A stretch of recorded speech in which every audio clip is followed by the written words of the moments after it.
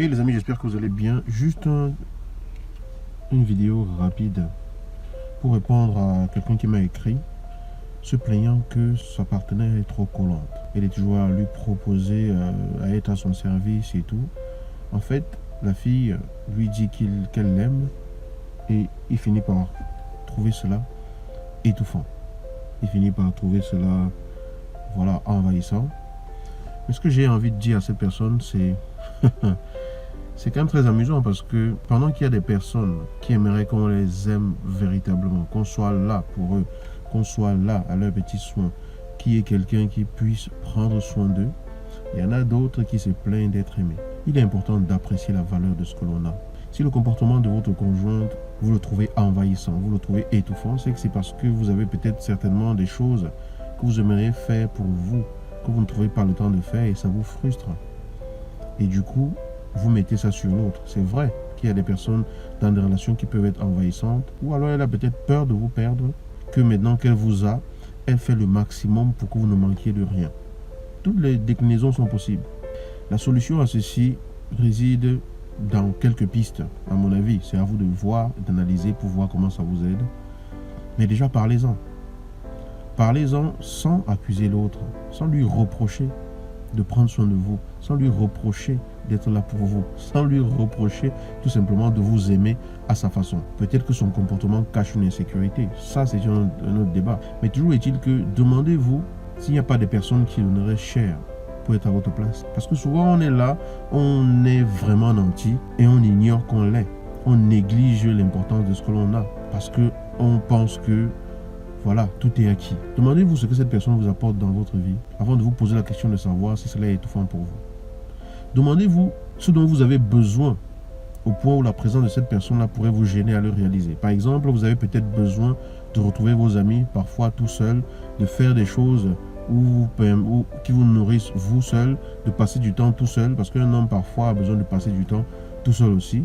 Si c'est cela qui vous frustre de ne pas pouvoir le faire, il faut que vous puissiez comprendre que c'est vraiment cela avant d'accuser l'autre et d'identifier ce que vous ne comblez pas vous-même pour vous-même régulièrement et d'en discuter avec la personne qui vous aime, en discuter avec la personne qui est à côté de vous. Mais avant de rejeter une personne parce que vous la trouvez collante, entre guillemets, vous la trouvez envahissante, vous la trouvez trop expressive, vous la trouvez trop présente et tout, demandez-vous si ce n'est pas vous qui ne vous donnez pas la place pour vous-même dans votre vie pour pouvoir vous retrouver. Et discutez-en ensemble dans une atmosphère bienveillante. Parce que si vous êtes avec elle, c'est que vous avez choisi d'être avec elle. Vous avez accepté d'être avec elle. Vous avez apprécié d'être avec elle. Ce truc que vous reprochez aujourd'hui, peut-être que vous l'avez voulu au départ. Peut-être que ça vous a plu au départ. Il n'y a rien qui ne puisse pas être amélioré. Il n'y a rien qui ne puisse pas être corrigé.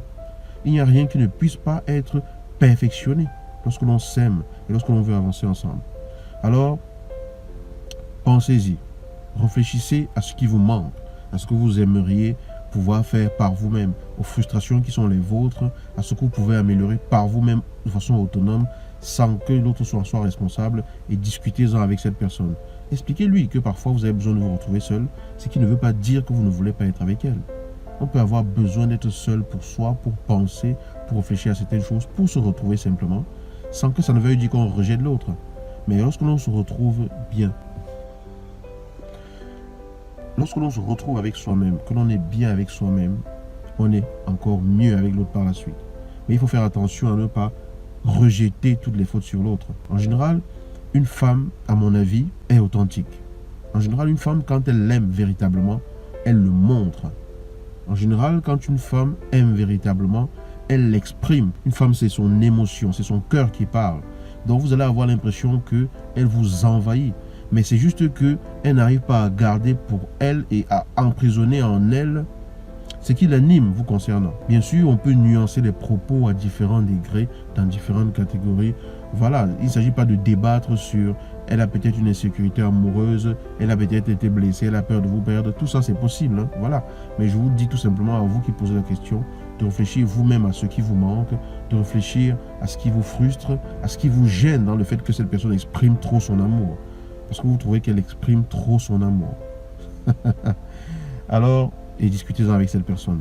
Il s'agit de mieux vous connaître, de savoir si vous avez besoin de vous retrouver parfois tout seul et d'en discuter sans donner l'impression à l'autre que vous la rejetez. Je vais vous dire à bientôt dans une nouvelle vidéo. Si vous vivez ce genre de situation, si vous avez des avis par rapport à ce type de situation, merci de le partager dans les commentaires. Je me ferai un plaisir de vous lire. Merci, à bientôt.